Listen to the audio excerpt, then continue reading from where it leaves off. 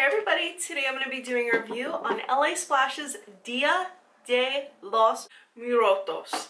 I'm probably saying that wrong, but trust me, I tried really hard and I did Google how to say it correctly. I'm just really bad with other languages. So I have all 6 shades for you guys and I want to give you all the details. I'm talking swatches, in-depth review, and comparison to last year's collection. The thing I just want to mention before we get fully swatching is that I have a promo code for you guys. If you would like to save 15% on this collection or any collection, please be sure to use my LASplash promo code MUA708. It is right here. Check it out. Also be a link in the info section below. So before I get into all the nitty-gritty details, let me show you some swatches. So the first shade I'm showing you guys is Milla Gross. Again, I'm probably saying that, I'm probably butchering that, but please forgive me. Now this shade is a little bit of a yellow-based beige. It kind of leans slightly grayish when applied on the lips, and it has a slightly golden metallic shimmer, and it applies very smoothly, very opaque, didn't bleed, didn't feather. It's very much an everyday shade, as the shimmer really complements the shade. It's not overly metallic, and it definitely maintains its matte formula.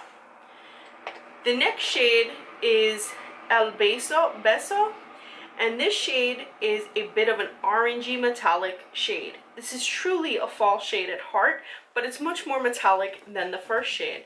Very smooth to apply, non-streaky formula, and when it's matte, it still maintains that slight metallic sheen. To really bring it out, rub your finger across your lips once the product has dried, and it will really reveal an even more metallic sheen. Or you can leave it be for a more muted shine. The next shade is Frieda. This shade is just outside of the orange family, and it is also metallic like the second shade. Frieda I found to be a very flattering, wearable shade between the orange and red families. It is also a slightly metallic shade like the second one, and you can also rub your finger across your lips. By doing this, you're going to reveal a little bit of an orange highlight, so you can have the best of both worlds with this shade. It's very much a fall shade, easy to apply, no streaking, no feathering, no bleeding, just like with all of these shades. The next shade is Los Novios. And this shade is a pink and red. This is also on the line between red and pink. When you first apply this, you do get that deep red, but when you rub your finger across your lip to reveal the shimmer, or to reveal the metallic finish, it's definitely a little bit more pink. Whether you rub it or not, you still get both of the shades, though just slightly more muted. Very smooth application. The next shade is El Catrin. And this shade is definitely a pronounced red. It has a slight red shimmer in it. It's definitely a more classic red, a more bold red. So if you're looking for that bold red fall lip with a slight metallic finish, this may be a product that you'll want to pick up. Once again, very smooth application. The most unique shade in this entire collection is Labella Muertos. Again, I'm sorry, I have trouble pronouncing these names. And this shade has a brown base with a green metallic reflection.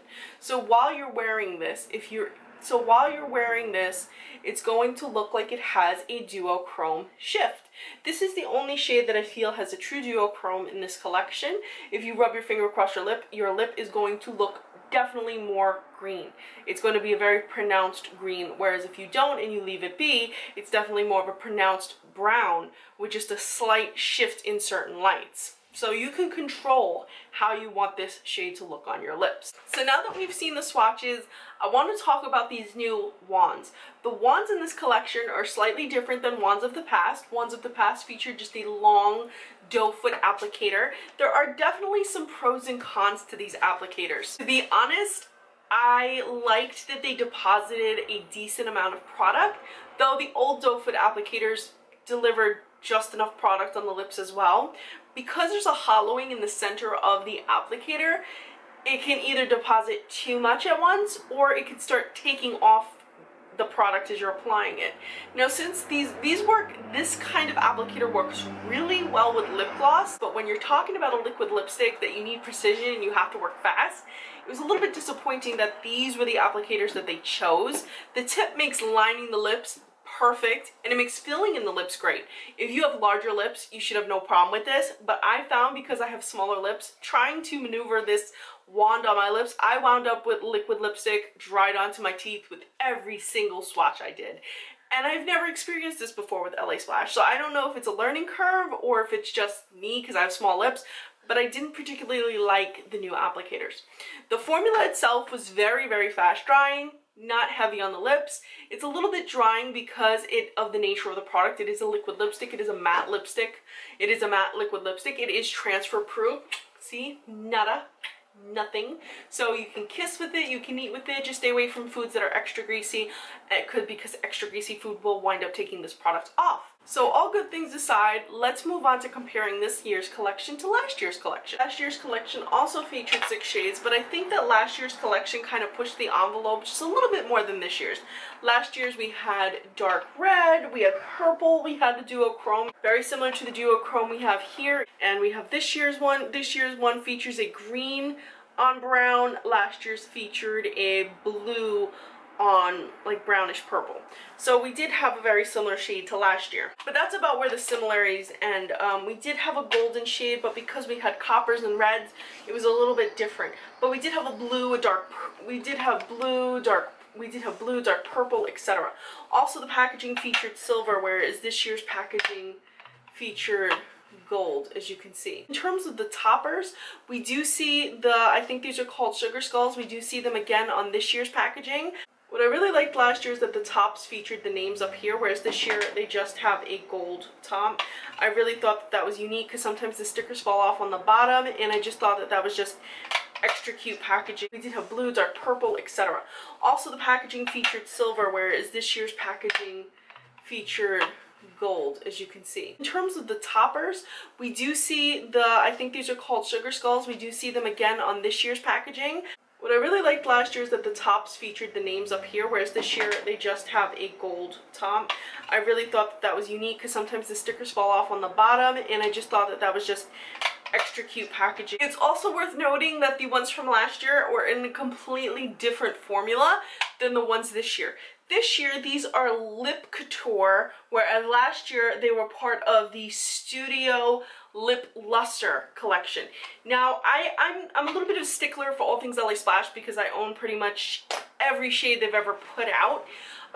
The formula of these, because they have that slight metallic, slight shimmery after finish, these should be in the Lip Luster collection, because the Lip Coutures have always been just flat matte shades. So I'm not sure why they decided to take the Lip Luster formula and then slap the Lip Couture name on it.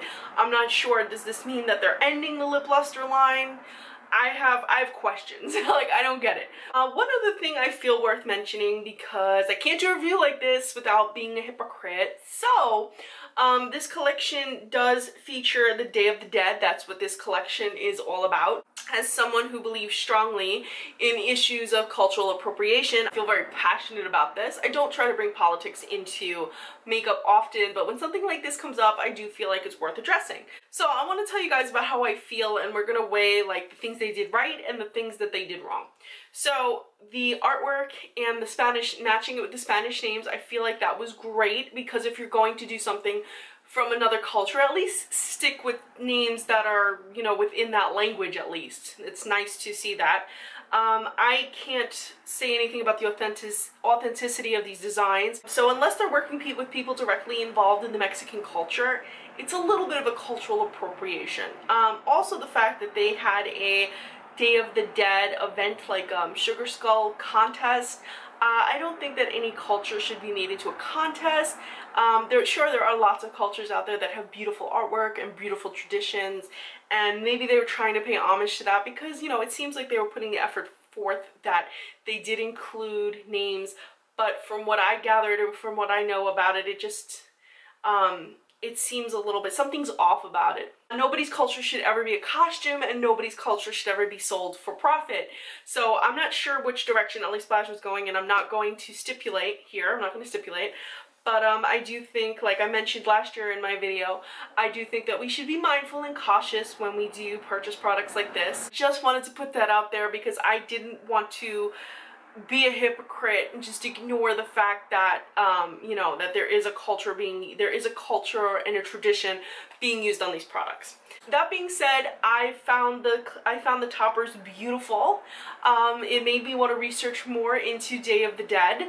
I did want to look into more of what that day is about. It did make me want to become more educated, so I hope that if you guys bought these and you were like, oh, I wonder what this is all about, I hope you guys went and looked it up. It's always fun to learn some new things about different people. To wrap this all up, I thought this collection was lovely. It was definitely more safe, I feel like they definitely went down more of a safe route, whereas last year it was definitely more of like a Halloween look with the purples and the blues and the bold shades, whereas this year it was more of like a lot of red.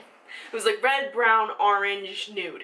Really not too much variation outside of that. Definitely more wearable everyday shades, more fall-based shades. They didn't take too much risk in this collection. But to be fair, would we have wanted to see the same kind of shades again? I mean, personally, I would have loved to see like a true green thrown in there. I know they have a green in one of their... I know that they already have a green, but it would have been nice to see like an emerald green or something similar like to ColourPop's Crystal Ball, something like that. I mean, I can see that they made an effort with the brown, with the shift of green. It's kind of like the best of both worlds, but you know, I feel like they could have pushed the envelope just a little bit more. In terms of price, these are $16 each, or you can get the whole set for just over 90 bucks. But if you use my promo code MUA708, you're gonna save 15% on both of those prices. So whether you pick up one, or you pick the whole set, or you pick up a totally different item completely, you are saving money, so make sure you use my code. So guys, did any of you pick up the Day of the Dead collection from LASplash? If you did, what shades did you get? Tell me your thoughts, your opinions, share with me. We're all friends here, so leave me some comments below. As always, guys, thank you so much for watching. I hope you enjoyed the swatches and all of the information I've thrown at you guys. And please be sure to follow me on Instagram. I'm Recycled Stardust.